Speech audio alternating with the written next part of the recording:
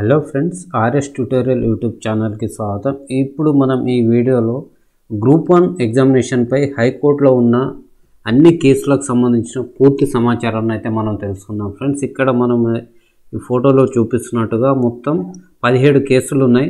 So multiple points case అనే recruitment process పైన, key objection మీద, horizontal reservation, GO 2955, ST, EWS reservations, అదేవిధంగా sports quota వాళ్ళని మెయిన్స్కి రాసే అవకాశం ఇవ్వాలని, లోకల్ నాన్ లోకల్ సంబంధించి ఇట్లా మొత్తం లిస్ట్లో చూపించినట్టుగా మొత్తం 17 కేసులు అయితే ఉన్నాయి.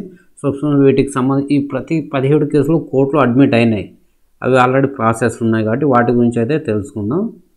సో ఫ్రెండ్స్, ఇక్కడ మనకు ఫస్ట్ కేసు వచ్చేసి రిట్ పిటిషన్ నెంబర్ 21239 సంబంధించి ఆగస్టు 2వ తారీఖు నాడు ఇది ఫైల్ అయింది.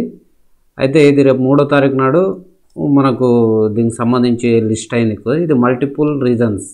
సో మల్టిపుల్ రీజన్స్ అంటే ఫ్రెండ్స్ ఇక్కడ ఏమేమి ఉన్నాయంటే, ఇక్కడ multiple points, multiple reasons case అంటున్నారు. సో దీనికి సంబంధించి ఏంటంటే క్వశ్చన్ పేపర్ ఉంది కదా, మన క్వశ్చన్ పేపర్ సెటప్ సంబంధించి, అదేవిధంగా ఎస్టీ రిజర్వేషన్ సంబంధించి, అదేవిధంగా ఇప్పుడు ఈ నోటిఫికేషన్ ఉంది కదా, old notification plus new notification, దీని మధ్యన ఉన్న సమస్య గురించి ఈ అన్ని రీజన్స్ కలుపుకొని ఈ ఫస్ట్ కేసు ఉంది మల్టిపుల్ రీజన్స్. సో ఆ తర్వాత మనకు 22320 రిట్ పిటిషన్లో వచ్చేసి ఇది కూడా రేపు 3వ తారీఖే మనకు ఇది లిస్ట్ అయింది మళ్ళీ. సో ఫైనల్ కీ మీద ఆబ్జెక్షన్ అంటే ఫ్రెండ్స్ ఇక్కడ ఏంటంటే, ఫైనల్ కీ అనేది ఆల్రెడీ ఆబ్జెక్షన్ ఉన్నాయి కాబట్టి ఆబ్జెక్షన్స్ క్లియర్ చేసిన తర్వాతనే ప్రిలిమ్స్ రిజల్ట్ ఇవ్వాలనే కాన్సెప్ట్ మీద ఈ కేసు వేయడం జరిగింది. ఆ తర్వాత 22861 రిట్ పిటిషన్లో local reservation notification verify local status and reservation before declaring prelim results. అంటే ఫ్రెండ్స్ ఇప్పుడు మనకు మల్టీ జోన్ 1, మల్టీ జోన్ 2 ఉన్నాయి కదా, దీనికి సంబంధించి అసలు దీంట్లో లోకల్ నాన్ లోకల్ ఎవరు ఏంటి అనేది అదంతా ఫైనల్ అయిన తర్వాతనే మనకు ప్రిలిమ్స్ రిజల్ట్ ఇవ్వాలి అని చెప్పేసి ఇది ఒక కేసు వేశారు. ఆ తర్వాత మనకు 27623, సో 4th కేసు వచ్చేసి ఈ రిక్రూట్మెంట్ ప్రాసెస్ మీద ఉంది. తర్వాత ఫ్రెండ్స్ 26038 రిట్ పిటిషన్ నెంబర్, ఇది మనకు 14వ తారీఖు నాడు లిస్ట్ అయింది ప్రస్తుతం ఉన్న ఇన్ఫర్మేషన్ ప్రకారం. సో దీంట్లో జియో నంబర్ 29ని ఛాలెంజ్ చేస్తూ ఇందులో హారిజాంటల్ రిజర్వేషన్, ఫిజికల్ హ్యాండిక్యాప్డ్ పర్సన్కి హారిజాంటల్ రిజర్వేషన్ ఇంప్లిమెంట్ చేయాలని వేశారు. ఆ తర్వాత కేసు 6th వన్ వచ్చేసి మనకు ఈ నోటిఫికేషన్ మొత్తం పక్కకు పెట్టేసి కొత్తగా మళ్ళీ ప్రిలిమ్స్ అనేది కండక్ట్ చేయాలని చెప్పేసి వేయడం జరిగింది. సో ఇది కూడా 14వ తారీఖు హియరింగ్ ఉంది ఫ్రెండ్స్. ఆ తర్వాత మనకు రిట్ పిటిషన్ 12989 7th కేసు, ఇది వచ్చేసి మనకు 16వ తారీఖు నాడు లిస్ట్ అవుట్ అయింది, challenging GO 33. So GO 33 ST reservation అంతకుముందు 6% ఉంటే దాన్ని 10% పెంచుతూ రిజర్వేషన్ ఇచ్చారు. అయితే పాత నోటిఫికేషన్ వచ్చిన నాటికి ఈ 10% జియో రాలేదు కాబట్టి అసలు ఈ నోటిఫికేషన్కి ఈ జియో అప్లికబులే కాదు, ఓన్లీ 6% ఇవ్వాలని చెప్పేసి కేసు వేయడం జరిగింది. ఆ తర్వాత 8th కేసు వచ్చేసి మనకు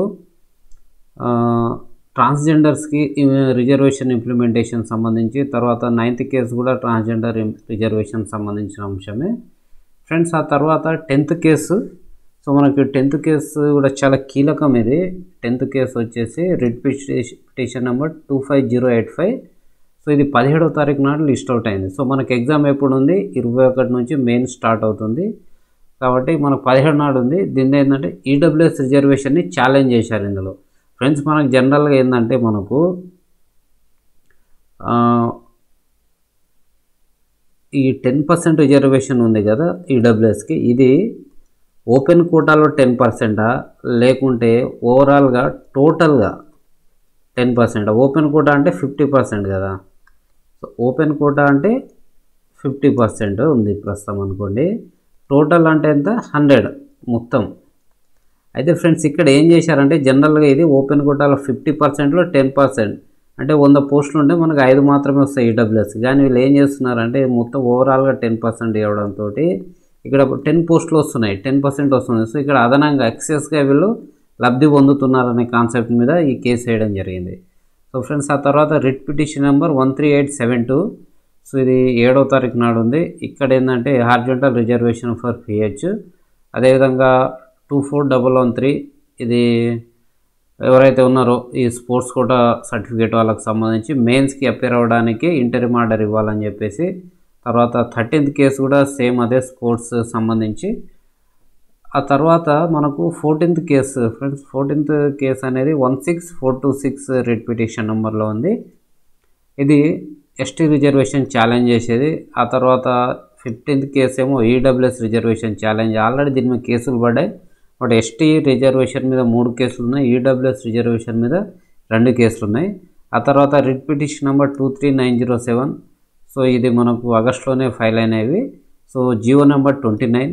ఆ తర్వాత 23775 అనేది ఇది కూడా జియో నెంబర్ 29 మీద వీటిని ఛాలెంజ్ చేస్తుంది. ఎందుకంటే జియో 55 ప్రకారమే బాగుంది, జియో 29 అభ్యర్థులకు నష్టం కలిగిస్తుంది. ఎస్సీ ఎస్టీ ఓబీసీ అభ్యర్థులకు దీని నష్టం కలిగిస్తుందనే చెప్తున్నారు. ఏంటంటే ఇక్కడ ఇప్పుడు ఓపెన్ కోటా ఉంది, ఇది రిజర్వ్డ్ కోటా. సో ఈ ఓపెన్ కోటాలో 51 నుంచి 100 వరకు ఉంటే ఇక్కడ 1 to 50 ఉంది కదా. సో ఇక్కడ ఏంటంటే ఇప్పుడు ఎస్టీలు, ఇక్కడ ఎస్సీ ఎస్టీ బీసీ వీళ్ళంతా ఉన్నారు కదా. అయితే ఇప్పుడు వీళ్ళకు ఒకవేళ మెరిట్ వచ్చిందనుకో, టాప్ వచ్చిందనుకో, అందరికంటే అవుట్ ఆఫ్ 100 ఒక 90 మార్క్స్ వచ్చినాయి, ఈయన first ranking state first rank అయినప్పుడు ఇతనికి ఎక్కడ ఇవ్వాలి? ఈ రిజర్వేషన్ కోటాలో కాకుండా ఓపెన్ కోటాలో 1:50లో ఇవ్వాలి. సో 1:50 అయితే జనరల్గా మనకు ఇప్పుడు ఎస్సీ క్యాండిడేట్ వచ్చారనుకో, ఎస్సీ క్యాండిడేట్ మొత్తం ఎస్సీలకు 10 సీట్లు ఉన్నాయి. బట్ ఒకరు టాప్లో వచ్చినప్పుడు అతను ఓపెన్ కోటాలో పోతే కింద ఎస్సీలు ఎంతమంది వస్తారు? ఎస్సీ కోటా కింద 10 ఖచ్చితంగా ఉండాల్సిందే. కాబట్టి 10 మందికి అవకాశం దొరుకుతుంది, ఒకరు ఓపెన్ పోతారు. సో ఓవరాల్గా ఎస్సీ నుంచి కూడా ఓపెన్లో పోటీపడడానికి ఒక పర్సన్ వెళ్తాడన్నాడు. సో అది జియో 55 అవకాశం ఇస్తుంది. బట్ జియో 29 ప్రకారం అవకాశం లేదని చెప్పేసి చెప్తున్నారు. సో దీనికి సంబంధించి మొత్తం ఇప్పుడు కోర్టు తీర్పు ఇచ్చిన తర్వాతనే వీటన్నిటి మీద మనకు అవగాహన వస్తుంది. సో ఫ్రెండ్స్ ఇది అసలు కోర్టు తీర్పులు అన్నీ అయిపోయినాయి, ఎలాంటి కేసులు లేకుండా మొత్తం కోర్టు కేసులు అన్నీ క్లియర్ అయిన తర్వాతనే మెయిన్స్ ఎగ్జామ్ నిర్వహిస్తే బాగుంటుంది. ఎందుకంటే మనకు వివిధ స్టేట్స్లో కావచ్చు, మన పక్కనే ఉన్న ఆంధ్రప్రదేశ్లో కూడా ఎగ్జామ్ వచ్చి రిజల్ట్ వచ్చిన తర్వాత అపాయింట్మెంట్ ఆర్డర్స్ ఇచ్చిన తర్వాత ఎగ్జామ్స్ క్యాన్సిల్ చేశారు. తర్వాత మన స్టేట్ 2011లో గ్రూప్ 1 కూడా అంత అయిపోయిన తర్వాత మళ్ళీ గ్రూప్ 1 మెయిన్స్ పెట్టడం జరిగింది. సో ఏమైనా జరగవచ్చు కాబట్టి సో అభ్యర్థుల మానసిక స్థితి వాటిని అన్నింటినీ దృష్టిలో పెట్టుకొని అందరూ కోరుకునేది ఏంటంటే కోర్టు కేసులన్నీ పూర్తయిన తర్వాతనే మెయిన్స్ పెట్టాలని కోరుకుంటున్నారు. సో ఫ్రెండ్స్ ఇది మనకు ఈరోజు సంబంధించిన ఇంపార్టెంట్ వీడియో. సో ఫ్రెండ్స్ మన ఆర్ఎస్ ట్యూటోరియల్ యూట్యూబ్ ఛానల్ని అయితే సబ్స్క్రైబ్ చేసుకునే వాళ్ళు ఉంటే ఖచ్చితంగా సబ్స్క్రైబ్ చేసుకోండి. అదేవిధంగా ఈ వీడియోని లైక్ చేయండి. సో ఇలాంటి చాలా చాలా యూజ్ఫుల్, మన అభ్యర్థులకు యూజ్ఫుల్ అయిన ఇన్ఫర్మేషన్ మన ఛానల్లో పెడతాము. కాబట్టి మీరు ఖచ్చితంగా దీన్ని సబ్స్క్రైబ్ చేసుకొని పక్కన ఉన్న బెల్ సింబల్ని నొక్కండి. So friends thank you very much. జై హింద్.